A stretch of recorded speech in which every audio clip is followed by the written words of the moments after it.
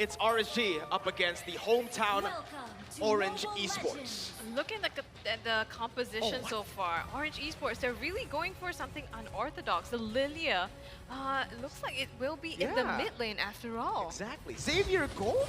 We've seen this in Indonesia. Onyx, I didn't want to say it because, you know, but Onyx, yeah, they were the ones to actually use the Xavier in the gold lane. It's pretty good, but you need to wait up until you get that ultimate for actual global presence, especially against Beatrix. Kind of tough. Yeah, it is going to come down a lot to whether or not they actually get that farm, because usually when you play a mage in the gold lane, you want to be able to dominate against the enemy marksman, but by going with a Xavier instead, Orange Esports are matching it up, making use of that gold lane money to actually accelerate Valence's farm instead. And while this does mean that the Xavier might scale up more quickly, it also means that Eman will have a much more comfortable lane. Oh, the hook there onto Min, but he manages to get away safely with a perfect match. Well, this is exactly why Light on the Franco is so dangerous. That's a big resource, right? That's a huge resource because look at that. 30 seconds onto the turtle. Min will not have that flicker. Usually you just look for those Fatal Links plays when you do fight for the first objective. This time though, I feel like, yeah, they're going to go for that bottom side, not really looking for the fight onto the neutral objective, trying to trade it out, but RSG Philippines, they're rotating really well. Light already down. Yeah, I don't think they do mind losing out on that flicker too much though, because I'm not sure if Min will actually hit that level in time for the turtle. Sometimes it is a bit of a 50-50 situation, so as long as he keeps himself alive, his presence is going to be a lot more valuable than a play he may or may not make. Yeah, the two teams now looking to set up something at the turtle here. Unfortunately, Born, the hook there onto Man, grabs him, but unfortunately they are not able to make a play here. Aqua goes in, has to back away here before Min doesn't have the ultimate now, so they're pretty safe, and looks like the RG will go ahead and secure the turtle for themselves. Yeah, just an easy turtle take. They go for more though. Bloody Hunt pop Born just taken down there by Aqua. That's first blood over to RSG Philippines. Min also forced to back away. No flicker there. So I feel like they might be for that Beatrix. So Helkert going to have a tough time. Even here in the jungle, Nats, just going for it. Under the turret, pops the Vengeance as well. Gary still getting out, but losing his purple buff there. Yeah, quite scary for Orange Esports. They're already being put on the back foot. They don't have much of a discrepancy in terms of gold right now, but control over the map is going to firmly be in Rsgph's side. You mentioned earlier, the Hellcat obviously not too good here because, as you mentioned, not a lot of heroes to burst down. But even classically, Orange Esports actually like playing this Hellcat purely for the utility of the Dark Knight Falls. They want to blind Rsgph in the late game so that they can burst him down with magic damage and get good Fatal Links. Now that you mention it, yeah, I guess I see it. With the huge burst coming from Man, and well, Gary still has some damage as well as Valence in the later part of the game, but Light again gets a hook onto Iman, the target exactly that he wants. And Rsgph looking to press their advantage here a little, but Orange Esports quick to back away. At this point, it's very instinctual, right? You look at RSG Philippines, you just think that they know your every move, but sometimes it comes down to that timing, and Man now caught, going to be pinned down, flickers out, RSG disengaged in the fight, but Min flickers forward, brings them back towards Orange Esports, and they collapse. Demonkite caught, the Dawning Light is there, and there you have it. Orange, they are here to play. That's a trade 2 for 1. This has been the issue against Orange Esports. Purify, purify, purify. But they haven't gotten a single one on their side of the team yet. And I mean, this is, you have to take a lead from the previous games as well. EFOS SG, they made the exact same mistake by not having a single one, and it was this Atlas Fatal Links that caused them all these team fights. Yeah, absolutely. That is exactly what Orange Esports is looking for in that situation, but they're engaging again. Yeah, Born caught low. Still has that flicker to get out. Actually, the Purify, as that Dawning Light was used to try to spot him in the enemy jungle. Demonkite, though, still on that turtle. Orange Esports only with 2 members here trying to contest. Gary will finally pop back in. Demonkite and Gary battle up the Retributions, and it is going to be Demonkite winning it out. He pins Min down as well. RSG Philippines gets another one on the board. Man just gets locked down there. He's trying to run away, but the Yin Yang overturn, and Nat just diving in will be able to secure that kill. Born takes 1 trade, but he is going to lose his life. That's the Dawning Light. Actually, zoning these members away. Born might actually be able to win this one. Both teams just disengage. Again, RSG with a better trade. Yeah, Born is doing a very good job of buying a lot of time there. Rsgph making good use of that heavy spin to make sure that Gary isn't able to be in range for that retribution. As we look now, the emblems are up on the screen. Nothing too unusual for either side, but we can see that Aqua is going for Magic Worship for more of that late game burst, perhaps to match up and to take advantage of the fact that Orange Esports does have several squishier heroes in the late game. Yeah, you really want that kill pressure, right? When you're on this Kagura up against a team like Orange Esports, the draft that they have, they just don't want Man to have that reaction time, or just the time in general, to pop that black shoes. If you can just initiate on him, lock him down, burst him, it's going to be really good. But here you go, Light going for the bloody hunt. Yeah, and already Min has just been melted down to the ground. The hook comes through by Light, but doesn't connect onto Valence. And Miracle, you're absolutely right. They have so much CC on the side of Rsgph to be able to buy that time as well and set up for all these burst damage in team fights. Light, look at him just again and again throwing out these hooks. Even if they don't catch, it zones out so much space for the team. What we do still have to be careful of, though, is that this Atlas, even if he is dying a lot here in the early game, all you need in the late game is that one big fatal lynx. In terms of items right now, we can see that the cores on either side are already completing their first items. Nothing too unusual being built by either of these teams. Yeah, the damage though as well. Nats just, he's going for that DHS, just cheeky damage in the early stage of the game, as they will just have full control of the turtle side here. They're going to just go for it, and again, Orange Esports is trying to respond with a trade onto that bottom side, but RSG, they're too aware. In the mid lane as well, Born taking low, Yin Yang overturn, bursts him down, and that's what the Magic Worship is for. Yeah, on the bottom side, Orange Esports, they were trying so hard to get something, a consolation prize, but here the fatal links, they find it in the name of Iman, and Light is one hit away. Man secures the kill as well. Knock that up to 2 on the side of Rsgph, but they want some revenge. They're finding Man here on the bottom side. Will they have the damage? Demon Kite manages to seal the deal. That's just unfortunate there for Orange Esports, but they are actually able to trade reasonably well despite being 3k behind in terms of net worth. Again, you do have to give a lot of respect to that fatal links, but now Nats is the one being targeted. Yeah, Nats, he's in a 1v3 situation, but that's RSG coming in for the backup. Nats still surviving, and it is going to be another 2-for-0 trade. Orange, they traded for a turret up top, but RSG, they're controlling this mid side so well, and they're playing their weak side lanes also just incredibly well. Even though you said that Aqua was forced into this Kagura, it doesn't seem like it at all. That burst damage coming from the Yin Yang overturn just basically turns around the team fight entirely.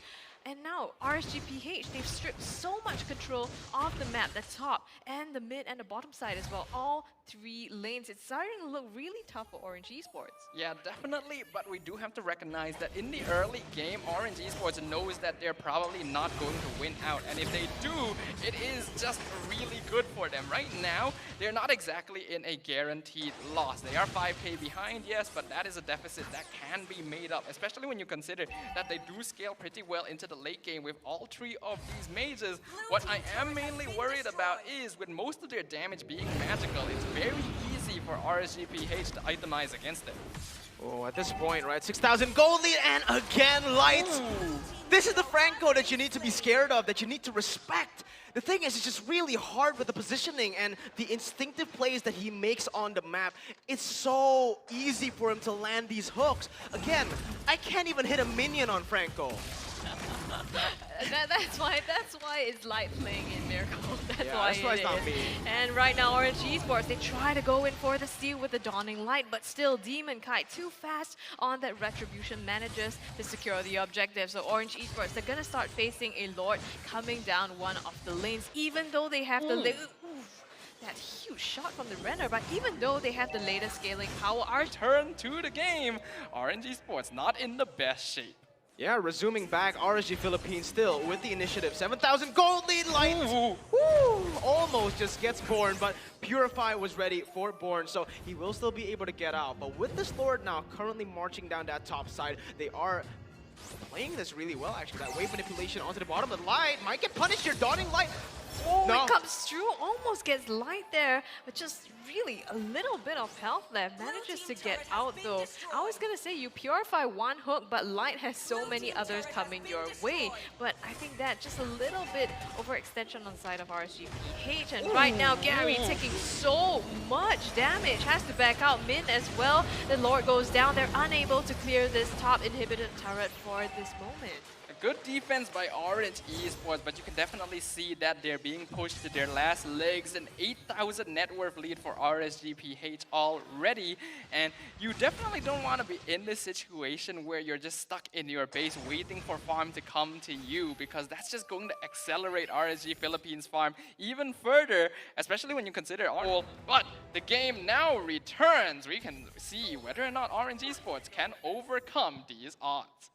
Yeah, I'm gonna see RSG taking their positions right at the purple buff here of Orange Esports, so denying even more farm from them at this stage of the game. Now we're 11.5 minutes in here.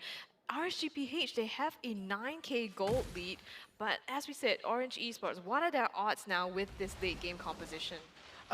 In the late game, Orange does do well because the Esmeralda, Xavier, and also Lilia. But when we're taking a look at RSG Philippines as well, look at the damage dealt, right? Nats, Iman, we see the players are having fun, you know, in their base. They're kind of locked down there right now because of the minions that are just not being pushed in by RSG Philippines. And this is what they do. They just suffocate their opponents when they have that lead. And speaking of that late game issue, RSG Philippines, I believe that even if we go to the late game, Orange has a slight advantage, but it's pretty much even. Yeah, they're already in a rough spot because what can you do? They can't push out a base, they can't get any farm, because you can see how well RSG Philippines are controlling the wave specifically to try and slow down Orange's farm as much as possible. They're actually grouping up the minion waves so that they will delay Orange Esports from taking this Lord, giving it over for... Ooh, that was close. That was super close. I mean, that's why you have a Xavier on your team. You use that to steal objective, but thankfully there is Iman on the team as well. And speaking of Iman, you know, having a marksman on your team just really helps with the scaling. So even though Orange Esports has Valence and Man, how do you think this is going to work out for them? Going back to that double mage composition. Well, it's going to be quite difficult because, yes, while some of these mages scale up very well, we know that Esmeralda, Xavier, Lilia all do a lot of damage in the late game. It's hard to compete with the consistent DPS that something like a Beatrix will be able to do, especially once Eman gets that full item build. But now the Lord crashing up topside. Yeah, the topside turret taken very low. Going to be taken down there as RSG look to convert on more objectives. Bottom side and mid lane pushing at a very good time here as Nats will be going forward again. Iman does not miss. Light gets a hook over onto mid. He's going to get taken down. That's going to be the heavy spin coming as well towards Born, pinning him down for the kill for RSG. Iman looking for snipes again onto the turret. Will be able to take it down. Looking for one more into that mid lane. They're just stripping down the base at this point, and Iman, he's not getting any space. Yeah, definitely. I mean, he was in the back line. He took so much damage there from Valence, but Rsgph still able to make it work. Yeah, but now that they've made it work, it's going to be difficult for Orange to do the same. Their base is completely empty. Looking at the item build so far, while Valence is actually able to farm up quite a lot of items here. He's one item away from completing his build. Eman has already finished his. Aqua in a very similar situation as comparison. The rest of Orange Esports definitely having a tough time getting their farm. And then we have now reached the point in the game where normally when you're a Franco, you don't want to hook Atlas because that is a free flicker for the Fatal Links. But they do so much damage that Min literally cannot survive it. Oh, just that burst damage coming in, but the Fatal Links in response, they managed to get Aqua as well as Iman. It is a 3-4-2 trade at this moment, but it's a massacre between the two teams. Rsgph still have 3 people standing though. Gary, even though he's clocked up all those kills, he is left alone to defend this, and I don't think he can do anything as the 3 members of Rsgph, they march in to the core. They want to end this. Gary shuts down Navs. There's just one demon kind and light left. Can he actually make the defense? The minions, they're helping him too much. A heavy spin comes in onto Gary, and they shut him down, but they are far too low. Demon kind, he tries to end it. He does in the process.